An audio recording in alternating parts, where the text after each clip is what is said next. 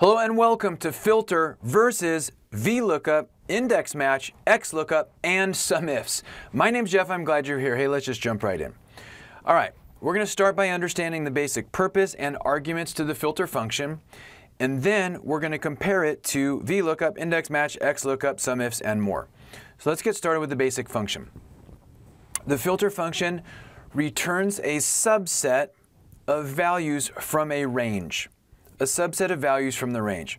So let's say we wanted to return all of the refund transactions from this range. We'd start by writing equals filter, and the first argument is called array, and that's the range that has the values we want returned. So we want to return values from here, table 1, comma, and then the second argument is the include expression. This is going to be an expression that we use to define the condition.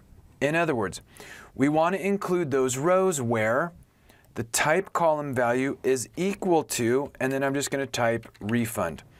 Close the function and enter. And that's the filter function returning a subset of transactions, just the refunds. Now we could type the refund into the formula, or we could just point that to a cell. Enter. And now we have refund.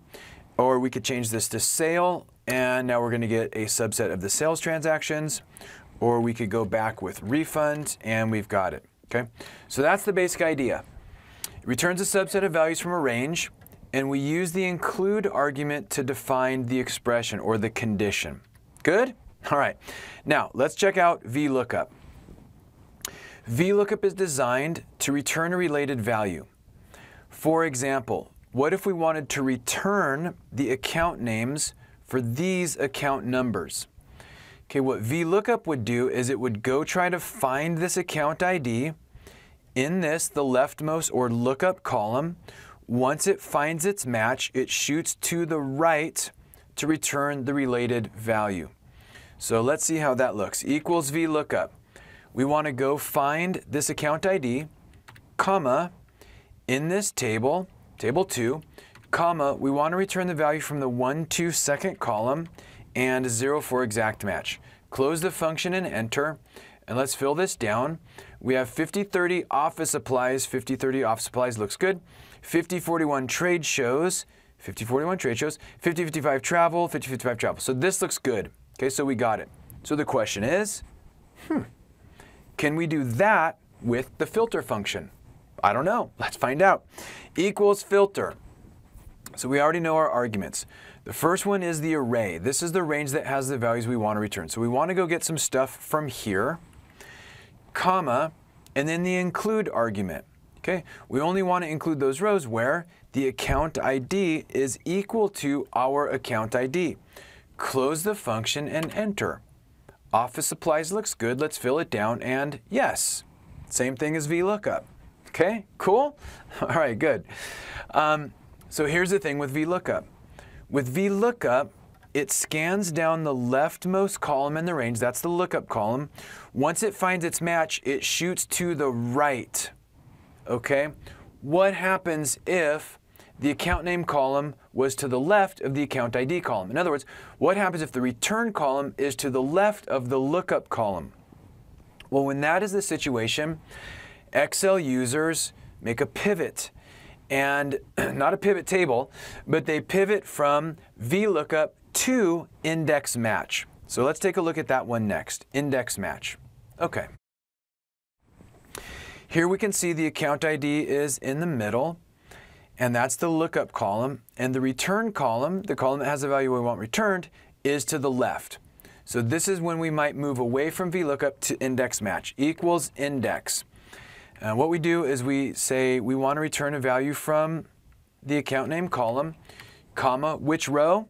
Let's ask the match function to figure that part out. So we're going to ask the match function to go find this account ID, comma, in the account ID column, comma, 0 for exact match.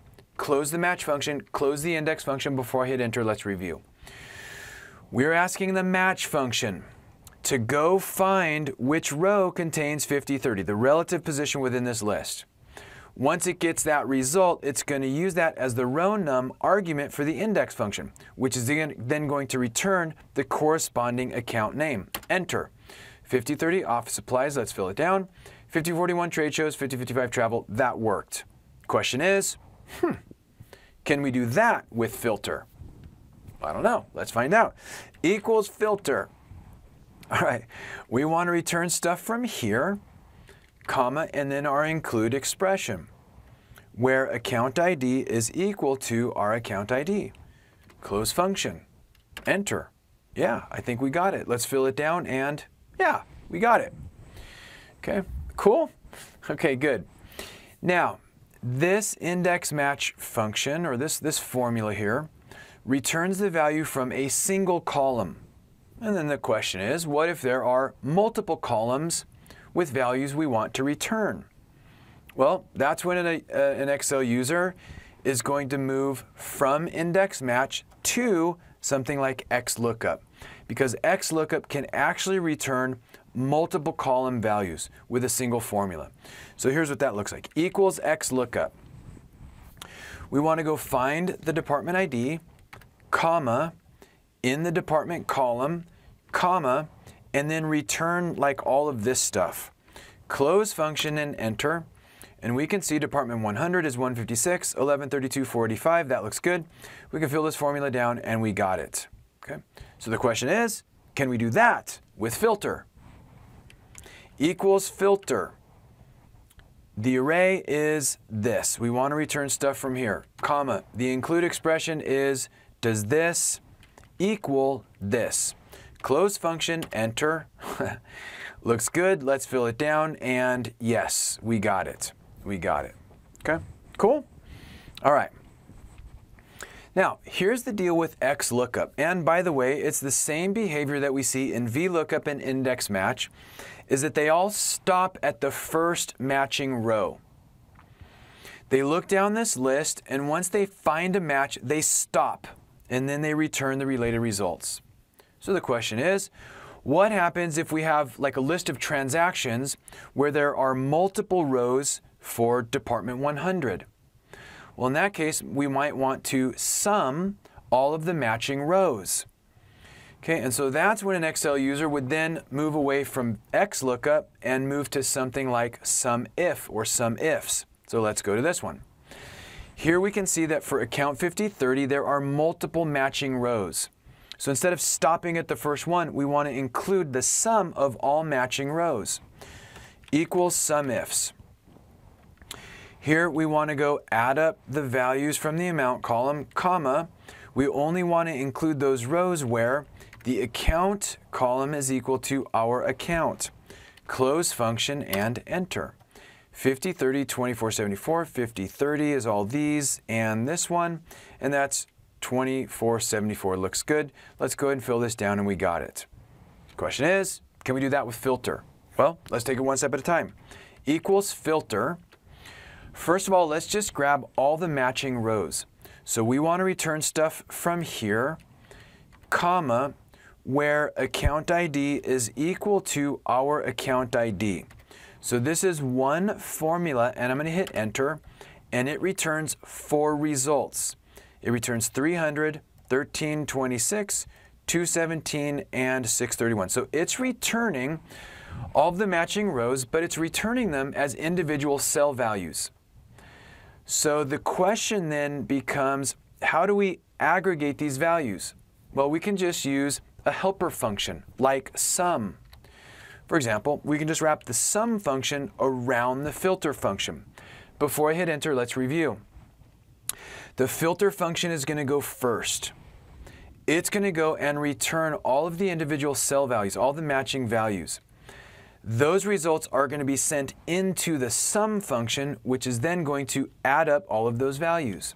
Enter. 2474, let's fill it down, and got it. Okay, cool? Okay, good. Now, this format here kind of resembles a pivot table, right? Where we might use a count on rows and amount on values and tabulate a little summary like this where we're adding up these values. But now my question is, well, What happens if we have multiple matching rows, but we don't want to sum them because they're not values, they're not numbers. They are like text values.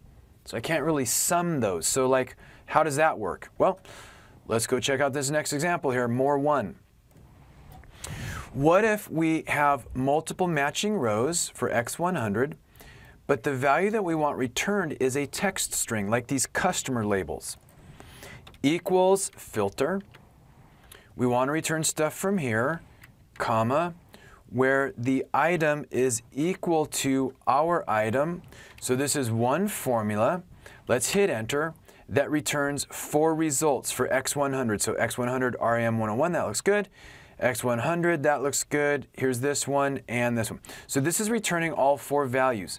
So how do we like sort of combine all of these individual cell values into a single cell? Well, one option would be to use the text join as a helper function.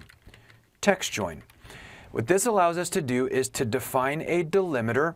So in this case, I'll go with a comma space. Comma. It allows us to define what happens if there are any empty values. We can ignore them or include them. In this case, we'll just ignore them. Comma. And then combine all the values returned by the filter function. So before I hit enter, let's review. Filter function is going to go first. It's going to grab a list of all the matching rows. It's going to be that string or that list of account numbers. What we want to do is combine them with text join and separate them with a comma space. So we hit enter and now we've got it.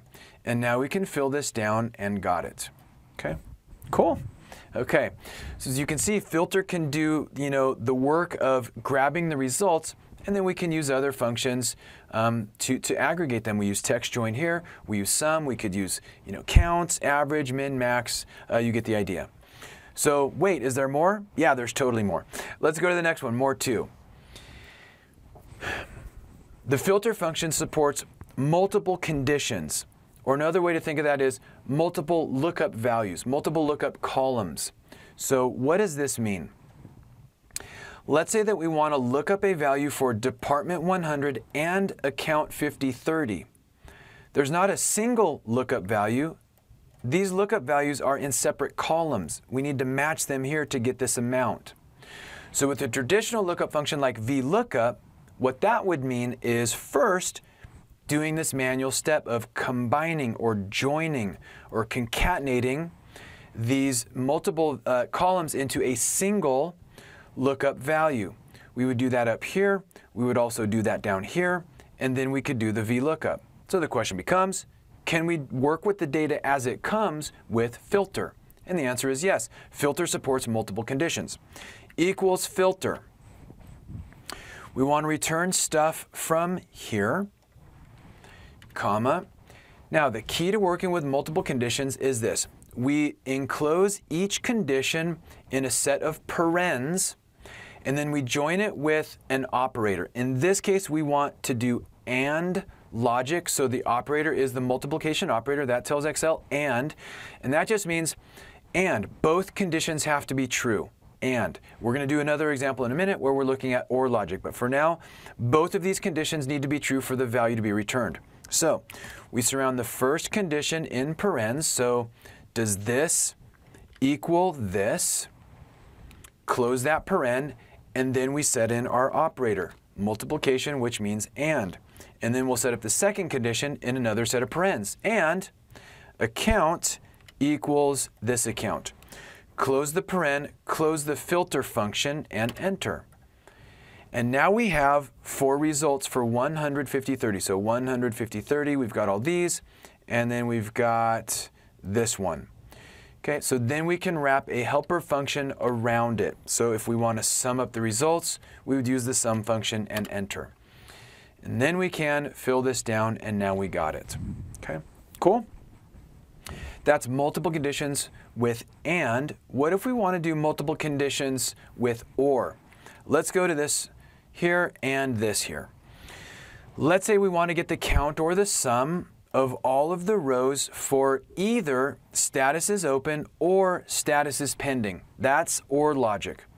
So equals, here we want to do a count, and we want to count the results of the filter function.